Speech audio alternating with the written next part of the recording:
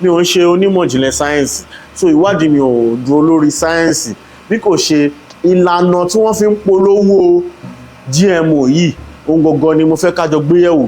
Mo wá rí i pé nínú ìtàn pàápàá jùlọ ní 1920 irú ẹ̀ ti ṣẹlẹ̀ rí. Báwo sì ni irú ẹ̀ ṣe ṣẹlẹ̀?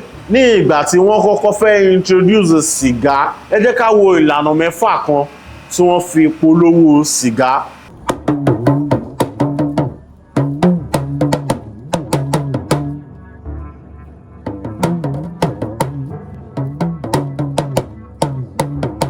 Nǹkan mẹ́ta ló lè ṣẹlẹ̀. Alákọ̀ọ́kọ́, fídíò tí mo fẹ́ ṣe yìí ó ṣeé ṣe kókó mi sí wàhálà, ṣùgbọ́n ẹ̀rù ò bà mí torí pé òótọ́ ọ̀rọ̀ ni mo fẹ́ sọ nínú fídíò náà.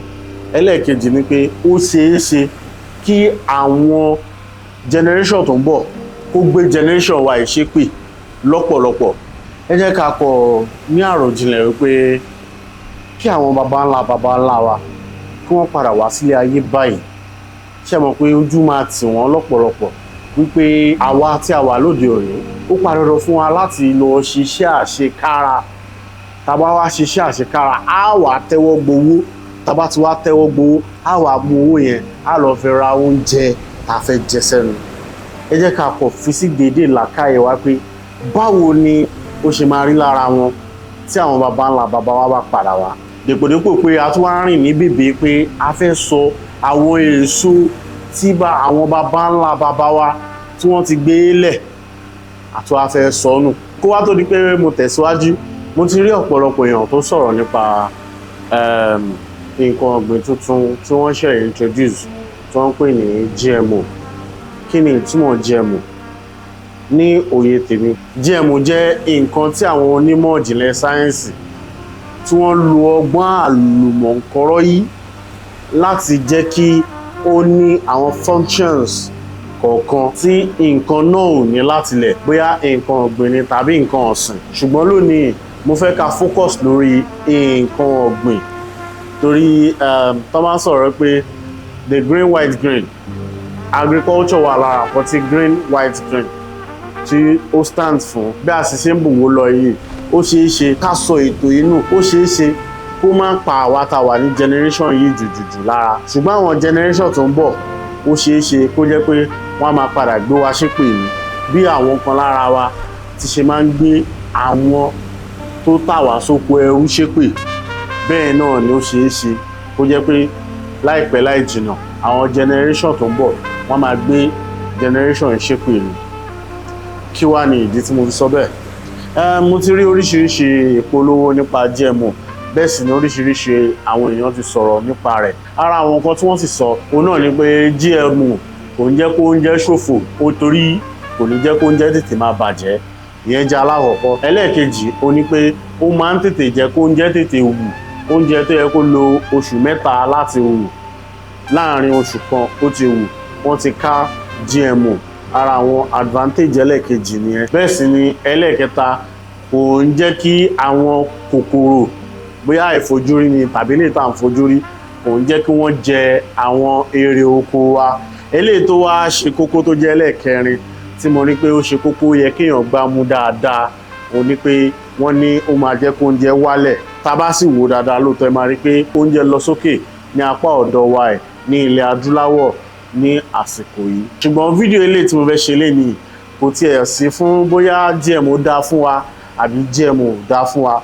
Ṣùgbọ́n nǹkan kan mo kàn fẹ́ pé àkíyèsí wa sí torí Yorùbá pọ́nbélé ni wá lápá bí a máa ń ra wa létí ibi tá a ti ń bọ̀, ibi tá a dé àti ibi tá a ń lọ gẹ́gẹ́ bí ojúlówó Yorùbá, kí ìtàn àṣà àti ìṣe pẹ̀lú èdè Yorùbá kó má bàa parun la fi dá ìkànnì sílẹ̀ àti pè ní Àbínibí.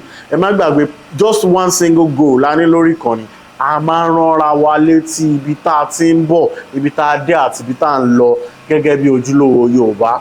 Nǹkan tá a máa ń sọ ní gbogbo ìgbà nìyẹn. Àníkọ́ tá a dẹ̀ fẹ́ ṣe lénìí náà, a fẹ́ ránra wa létí ni. Torí research tí àwọn tó ń polówó GMO yìí sí wa ní orílẹ̀-èdè Nàìjíríà lọ́wọ́lọ́wọ́ báyìí, ẹ máa rí pé àǹfààní tí GMO lè ṣe fún wa ó ní wọ́n tẹnumọ́ ni wọ́n tẹnumọ́ ni wọ́n tẹnumọ́ ni wọ́n tẹnumọ́. Wọ́n sọ àwọn ìpalára tí GMO lè ṣe fún wa, kò síbi kankan tí wọ́n ti ń sọ lọ́wọ́lọ́wọ́ báyìí. Ìpalára ẹyọ kan tí wọ́n tẹnumọ́ fún wa ni pé a lè tún GMO gbìn. Fún àpẹẹrẹ, tẹ́ bá mú GMO seed tẹ́ bá gbìn lẹ́ẹ̀kan bóyá GMO àgbàdo lẹ gbìn lẹ́ẹ̀kan péré tẹ́ bá ti gbìn tó bá ti wù ó máa tètè wù kòkòrò sì ní jẹ àwọn nǹkan tí mo sọ fún yín lẹ́ẹ̀kan owó rẹ̀ ó tún wálẹ̀ á tètè wúlò tọ́ ṣùgbọ́n ẹ lè mú seed yẹn kẹ́ ẹ lọ eléyìí tó wù yẹn ẹ lè mú kẹ́ ẹ lọ tún gbìn mọ́ ní eléyìí tó jẹ́ pé ó jẹ́ ẹyọ kan nínú àwọn àkùdé tí wọ́n ń tẹnumọ́ fún wa lórí GMO tá à ń sọ yìí ṣùgbọ́n ibi tẹ́mi tí wọ́n á ṣe ìwádìí mi wọ́n á ṣe ìwádìí mi débì kan mi ò ń ṣe onímọ̀ ìjìnlẹ̀ sáyẹ́ǹsì so ìwádìí mi ò dúró lórí sáyẹ́ǹsì bí kò ṣe ìlànà tí wọ́n fi ń polówó GMO yìí ohun gangan ni mo fẹ́ kájọ gbéyẹ̀wò mo wá rí i pé nínú ìtàn pàápàá jùlọ ní 1920 irú ẹ̀ ti ṣẹlẹ̀ rí báwo sì ni irú ẹ̀ ti ṣẹlẹ̀ ní ìgbà tí wọ́n kọ́kọ́ fẹ́ introduce sìgá ẹ jẹ́ ká wo ìlànà mẹ́fà kan tí wọ́n fi polówó sìgá fún àwọn èèyàn láti máa mú sìgá ní ìgbà náà ní ìlànà àkọ́kọ́ wọ́n kọ́kọ́ polówó sìgá pé sìgá máa jẹ́ kí èèyàn lè sùn dáadáa ó sì máa ń ease stress ó máa ń dín wàhálà alẹ́ ayé èèyàn kù ìyẹn jẹ́ alákọ̀ọ́kọ́ nínú àwọn nǹkan tó ń fi polówó ní stage 1 wọ́n ní sìgá kìí jẹ́ kéèyàn tóbi yóò jẹ́ kí kéèyàn rí jáńjálá ni kò ń jẹ́ kí fàtì dúró lára ara àwọn nǹkan tí wọ́n polówó nì wọ́n sọ pé sìgá kò ń jẹ́ kéèyàn ní kọ́ọ̀fẹ́ kìí jẹ́ kéèyàn ní kánsà kìí jẹ́ kéèyàn ní gbogbo àwọn nǹkan tá a mọ̀ lóde òní pé sìgá máa ń ṣe òun ni wọ́n sọ ńgbà náà pé kìí jẹ́ kéèyàn ṣe wọ́n sọ pé sìgá máa ń jẹ́ kí concentration level èèyàn high wọ́n sì sọ pé sìgá máa ń help digestive system èèyàn wọ́n ní pé sìgá máa ń boost immune system èèyàn ṣùgbọ́n eléyìí tó pa mí lẹ́rìn nínú gbogbo ẹ̀ ni pé wọ́n sọ wípé sìgá ò kì í jẹ́ kéèyàn ní asthma ṣe rí i pé ó pa mí lẹ́rìn ìyẹn jẹ́ bí wọ́n ṣe kọ́kọ́ introduce sìgá nìyẹn ní stage 1 ni bí wọ́n ti ṣe polówó ẹ̀ wọ́n wá bọ́ sí stage 2 bí wọ́n ti ṣe polówó sìgá ní eléyìí tí mo ní gbàgbọ́ pé stage 2 òun náà ni GMO wà lọ́wọ́lọ́wọ́ báyìí based on bí wọ́n ti ṣe polówó sìgá tí mo rí mo fẹ́ ká máa fòye bá wọn lọ so a máa lè mọ eléyìí tí ń jẹ́ òótọ́ ń bẹ̀. ní stage 2 wọ́n wá bẹ̀rẹ̀ sí ní lo àwọn nǹkan tí a mọ̀ lé ní as influencers òun ni wọ́n lò ṣùgbọ́n nígbà náà àwọn actors àti àwọn athletes àwọn ni wọ́n lò láti fi polówó sìgá nígbà náà wọ́n máa gbé wọn síwájú sìgá wọ́n jẹ́ kí àwọn èèyàn nígbàgbọ́ pé tó bá ń fa sìgá a jẹ́ pé o mọ̀ ń pa fashion ni ara àwọn nǹkan tí wọ́n ṣe ń gbà náà òun náà ní eléyìí tí mo rí pé irú ẹ̀ ti ń ṣẹlẹ̀ náà báyìí. ìlànà ẹlẹ́ẹ̀kẹta ẹ máa rí pé wọ́n bẹ̀rẹ̀ sí ní polówó sìgá fún àwọn obìnrin wọ́n jẹ́ ká mọ̀ pé independent woman ní máa ń mu sìgá ní ìgbà náà so ìyẹn jẹ́ ìlànà ẹlẹ́ẹ̀kẹta tí wọ́n fi polówó sìgá. ìlànà ẹlẹ́ẹ̀kẹrin tí wọ́n fi polówó sìgá ni pé wọ́n bẹ̀rẹ̀ sí ní fi sìgá sínú cartoon àwọn ọmọ kéékèèké wọ́n bẹ̀rẹ̀ sí ní fi sínú àwọn comic books so ọmọ kékeré láti kékeré ni wọ́n ti ń ní ìgbàgbọ́ pé sìgá ò ń ṣe nǹkan tó burú so ó jẹ́ ìlànà ẹlẹ́ẹ̀kẹrin tí wọ́n fi polówó sìgá ní ìgbà náà. ìlànà ẹlẹ́ẹ̀karùn-ún during World War I and II wọ́n bẹ̀rẹ̀ sí ní há sìgá fún àwọn sójà lọ́wọ́ tó jẹ́ pé slogan yẹn pọ̀ ń gbà náà wọ́n bẹ̀rẹ̀ sí polówó ẹ̀ pé smoke to victory smoke to victory smoke to victory ní gbogbo wọn bẹ̀rẹ̀ sí ní sọ ní ìgbà náà tẹ́ pé bí wọ́n ti ṣe polówó sìgá ní ìgbà náà bẹ́ẹ̀ sì ni ìlànà tó kẹ́yìn òun ni pé wọ́n yá pé sìgá ń ṣe nǹkan kan tí ò dáa ní ilé ìtamọ̀ ní òde òní wọ́n yà sára sìgá rárá ní ilé tí wọ́n ṣe kí ni wọ́n sọ àwọn danger wọ́n sọ pé sìgá ń kọ̀ sí asthma wọ́n sọ pé ó ń kọ̀ sí cancer wọ́n sọ pé ó ń kọ̀ sí gbogbo àwọn nǹkan tí sìgá ń ṣe ní òde òní wọ́n sọ bẹ́ẹ̀ ṣe mọ̀ pé the same thing náà ni GMO tá à ń sọ ẹ̀ wọ́n sọ pé ó ń ṣe nǹkan kan and fún ìdí èyí mo fẹ́ ká ṣe kí ni ká pay attention sí bí wọ́n ti ṣe ń polówó GMO yẹn so a máa lè mọ̀ bóyá nǹkan tó dáa fún wa àbí nǹkan tí ò dáa fún wa ni.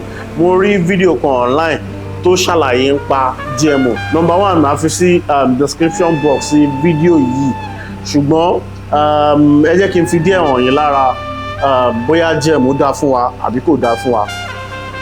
Because we are patriotic Where is the research that proved that this thing is safe before you approved it for commercial proliferation?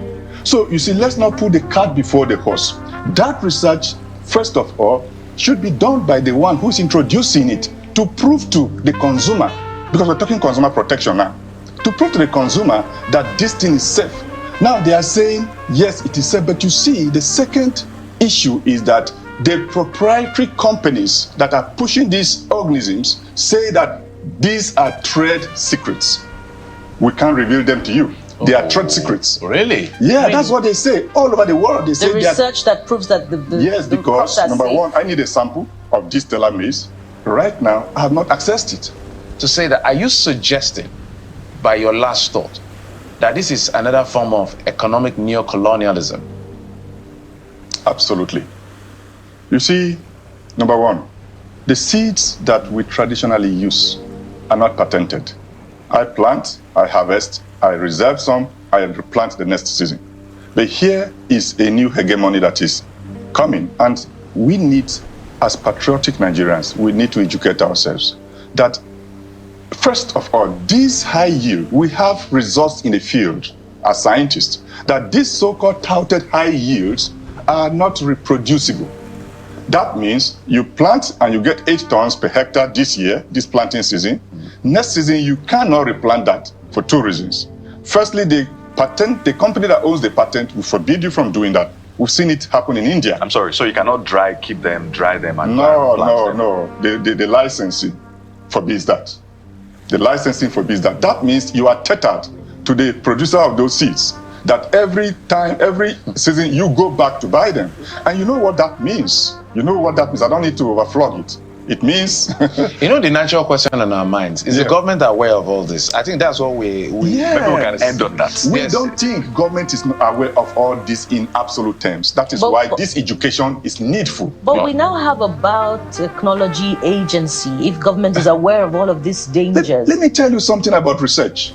That biotechnology agency is a research agency, a regulatory agency. There is something in research that we call conflict of interest. You must have heard or read about it. we know about it. Now, there's something very important, very, very important with research, which is called funding. Right. He who funds research determines the outcome of the research. ṣe ti wá rí báyìí níbi ni màá ti dáná dúró léni gẹ́gẹ́ bí mo ti ṣe sọ ní ìbẹ̀rẹ̀ fídíò pé Yorùbá pọ́nbélé ni wọ́n máa ń ra létí ibi tá a ti ń bọ̀ ibi tá a dé àti ibi tá a ń lọ gẹ́gẹ́ bí ojúlówó Yorùbá kí ìtàn àṣà àti ìṣe pẹ̀lú irú fídíò báyìí kó má bàa parun la fi dá ìkànnì sílẹ̀ a sì pè ní Àbínibí. Ẹ jọ̀ọ́ ẹ bá mi subscribe, ẹ bá mi like fídíò yìí, ẹ share ẹ pẹ̀lú èèyàn tẹ́ bá fẹ́ kó rí. Mo kàn ṣe fídíò yìí láti rán wa létí bí wọ́n ti ṣe advertising sìgá ní ìgbà náà ní eléyìí tí mo rí pé the same way náà ni wọ́n ṣe ń advertise GMO yìí. Mi ò fẹ́ sọ àwọn nǹkan tí ò dá tí àwọn èèyàn ti ṣàwárí nípa GMO. Wọ́n ṣe nǹkan tí fídíò yìí wà all about nìyẹn, but nǹkan tí fídíò yìí wà all about ni pé ká kọ́kọ́ pe àkíyèsí wa sí wípé gbogbo àwọn nǹkan tí ò dá nípa GMO tá a máa rí lọ́jọ́ iwájú wọn ò tí ì ṣàfihàn rẹ̀. Ẹ jọ̀ọ́ fídíò mi tí mo fẹ́ kẹ́ wò nípa àwọn nǹkan tá a máa ń ṣe lórí ìkànnì òun náà ni ẹ̀ ń wò tó ń jáde lójú screen yẹn. Ẹ wò mo sì mọ̀ pé ẹ̀ ní regret pẹ̀ ǹjẹ́ kó tó dìgbà mi orúkọ tèmi ni Joe Adétọ̀nà. Ẹ sì má gbàgbé láti like ara yín. Ó dàbọ̀.